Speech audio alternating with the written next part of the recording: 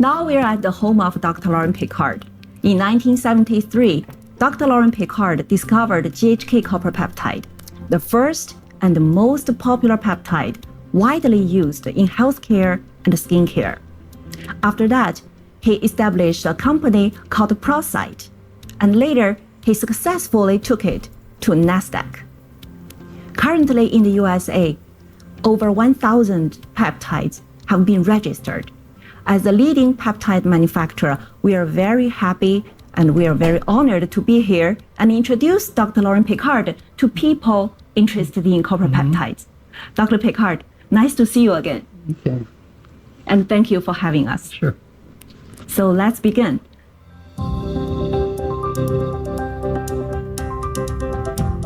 We all know you discovered GHK copper peptide. Thanks to your finding, copper peptide is bringing health and beauty to hundreds of thousands of people. Could you share your story of how you discovered copper peptide? This was very complicated. I was at the University of Minnesota, and I was studying heart disease at this point. And I was looking at the blood of people that had a heart attack versus people the same age didn't, okay? Or especially young people. And I found something was different, that the young people had more of a certain protein. And it took about 8 years to work through this. And I realized that there was a little protein in what's called albumin, a protein in the body. But a very small part of that was something else. And that is where the GHK came from. This took about 10 years to get through this point. And then finally, I had left the University of Minnesota and gone to San Francisco and working on my PhD in biochemistry. And I was able to isolate the factor from the blood.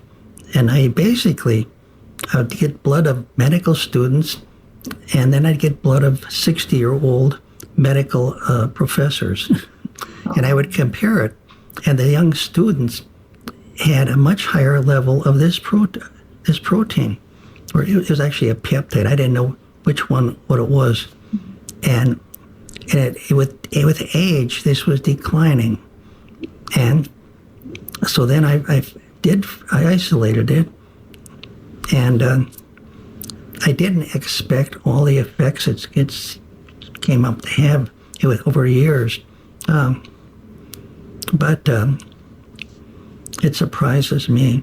And the way I isolated, I think, was, a lot of work and a lot of luck. You can't underestimate luck in research, okay?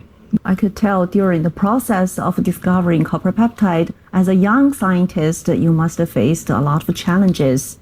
So what changes would you make to improve how science in your area is done? Actually, I don't think I had many setbacks. People didn't like the work at times, but I just ignored them. And there is a thing, I tend to do what I want to do. And in San Francisco, people didn't believe it, that the thing was really working. And they wanted me to work on bile acids. And I thought life was too short to work on garbage. And so we came up to San Francisco. I was already working with University of Washington. And then we set up a company called Procyte, and we made enough money I didn't have to worry about money to do research, okay? And I would say the main problem in the universities was these old professors. Let the young people do it. The young people have the ideas, because the young people are doing all the real research.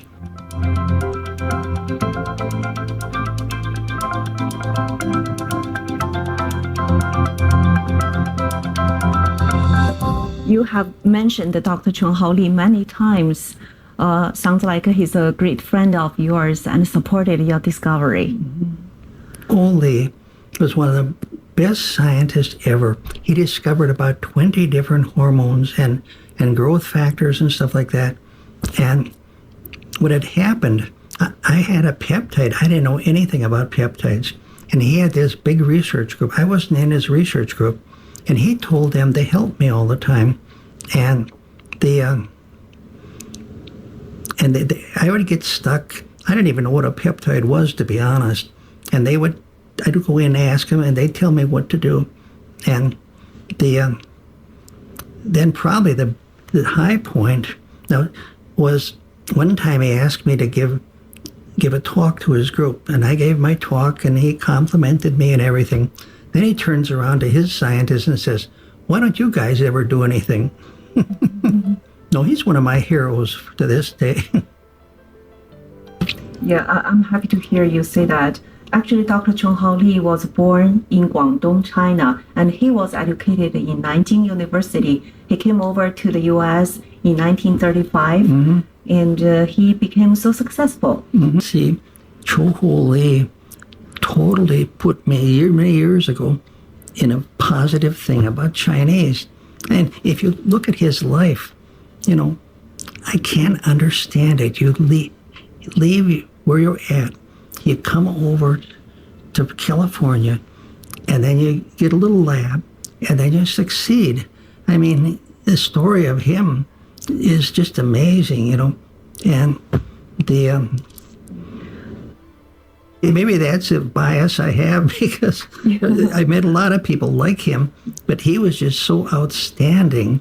So I'm originally from China, and I also have background in pharmaceutical science. So I'm very proud of Dr. Chun-Hao Lee. Yeah. And thank you for your friendship toward him.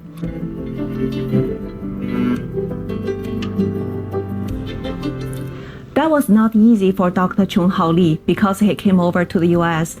in 1935 during the Great Depression period. Now over 80 years have passed. More and more Chinese people come over to the USA to study and to do research. They are generally young, ambitious, full of curiosity toward new surroundings. So what advice would you have for these people? Here's the thing. There are a lot of Chinese scientists coming over. Some go back, some stay. I just don't see they fit right in. There are no real problems. I just don't see the problems. The science, what it is, it's not really smart people. It's people that just get obsessed over something. They just have a goal and they stick to it. Like they work on something and work their way through. And I'm not just saying this, other people say this too.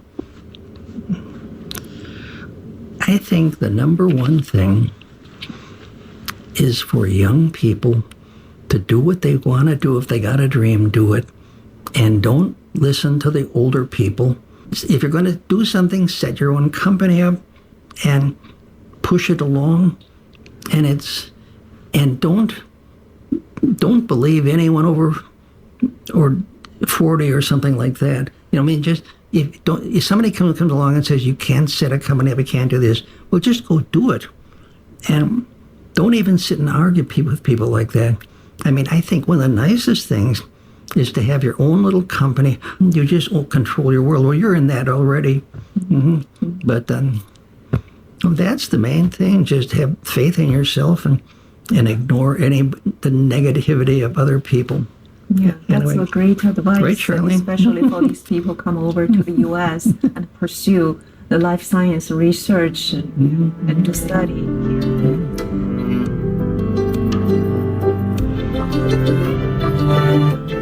You discovered GHK copper peptide and later become the most famous scientist in copper peptide research.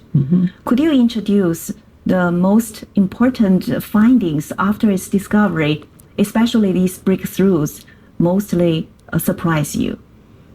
What I think the most significant is the anti-cancer effects. And we just published a paper this year on that, GHK and anti-cancer effects. And Google even sent me a thank you. Nice. The nerve effects that's actually being used by physicians. See, a physician in the United States can use any therapy he wants. The FDA cannot stop them. It's written into the law. And like the woman that came in with the neck problem, she came into our office, and she's in bed and everything else.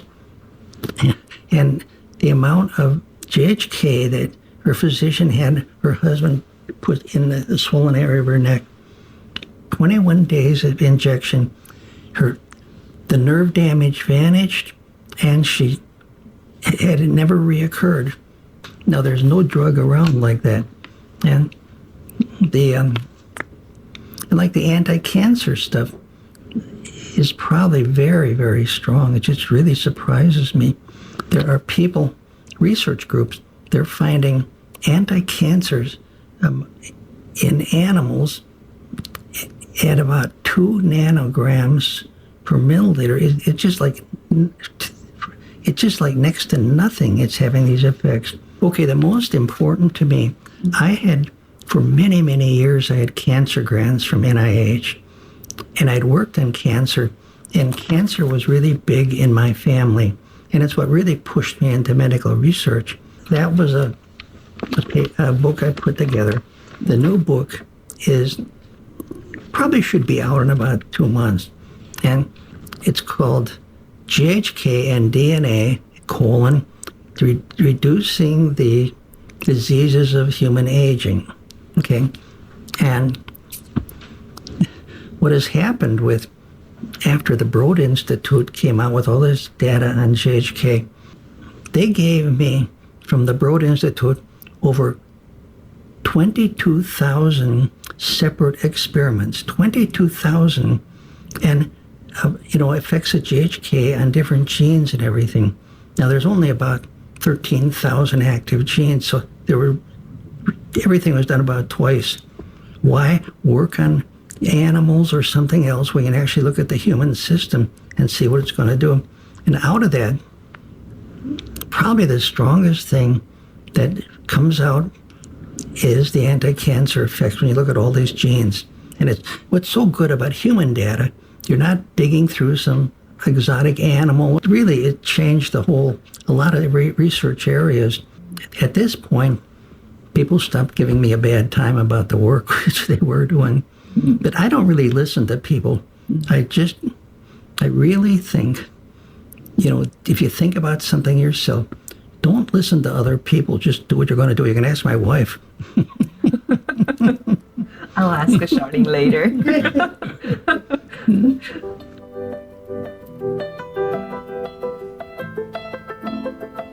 A few years after you discovered GHK copper peptide, you established ProCyte, and later took it to NASDAQ.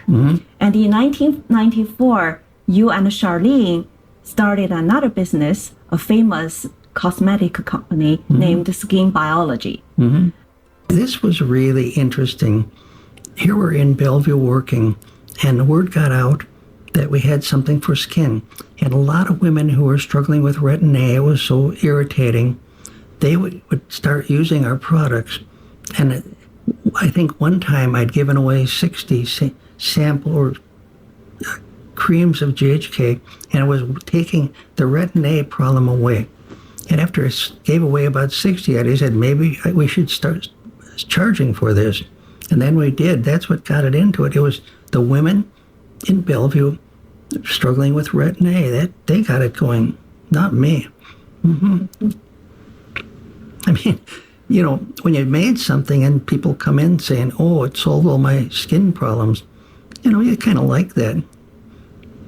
Some scientists do have an ego, too. Dr. Gengli, you and I established the Active Peptide Company in 2014 in Boston. And we have a large manufacturing site back in China called Shandong Jitai Biotech. Well, all I know is ever since we got things from you, everything has gone well. Well, it's what you wanted to see. You can go to Wall Street and have your billion-dollar company if you want, stock offerings and everything else because they want to fund it, and they're going like that. I don't know. Some of these things has happened in my lifetime. I'm amazed at. But taking companies public is a real good thing to do for your self-esteem. Yes. When Active Peptide gets on the New York Stock Exchange. You could do that, you know? We have that dream. We have that dream. We'll be happy to follow your step. We take you as our role model. Oh, Active Peptide Company is serving some of the most famous customers in the world. They know I'm meeting with you today.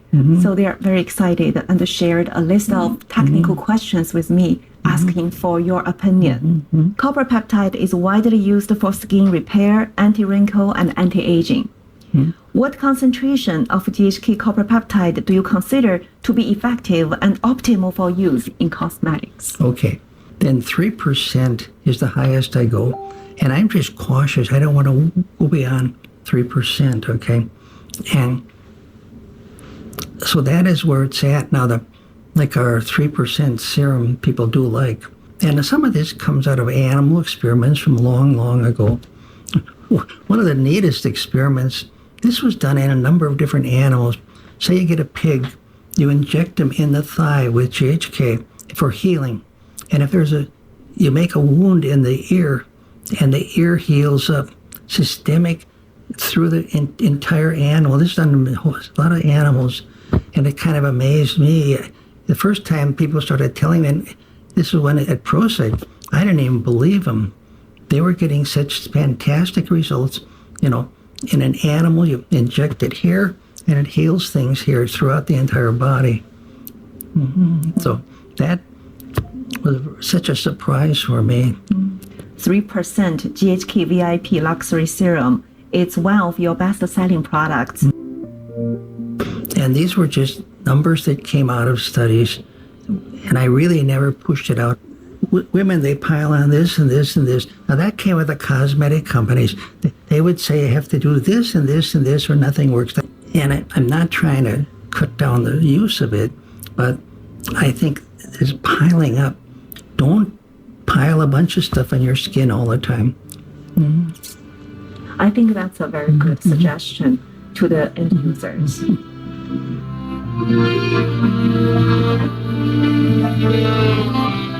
Your granddaughter Dakota is currently living with you and Charlene. It's very similar to our Chinese tradition of having different generations living in one family. I heard she's taking Chinese language class. So did you influence her on her decision? No, she did this purely on her own. I'm serious about it. And she does have a little trouble with, the people who grew up speaking Chinese, but she'll fight it through. She's just a tough kid. And she took 1 year, and then she signed up for the next year, so she must be happy. What do you think about her choice?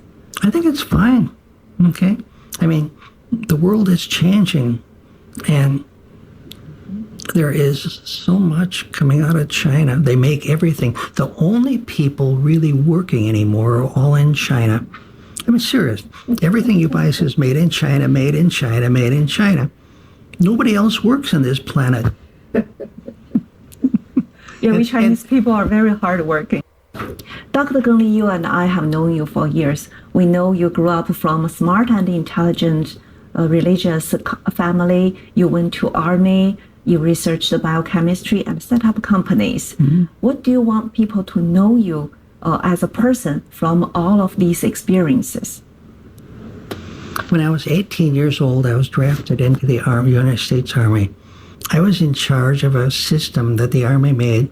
It was to control anti-aircraft guns, and the Army had 5 of these systems, and they were at different places, and they were doing a check to see if they're meeting the specifications. So they went through 4 different places, and they all failed the specifications. I'm in charge of this thing, and I knew it wasn't working well, the system.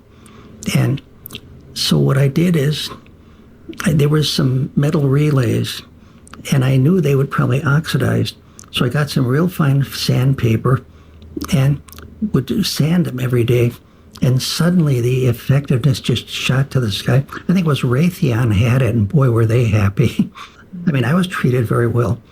But I decided I wanted to get into medical research, okay? And that was the shift, okay?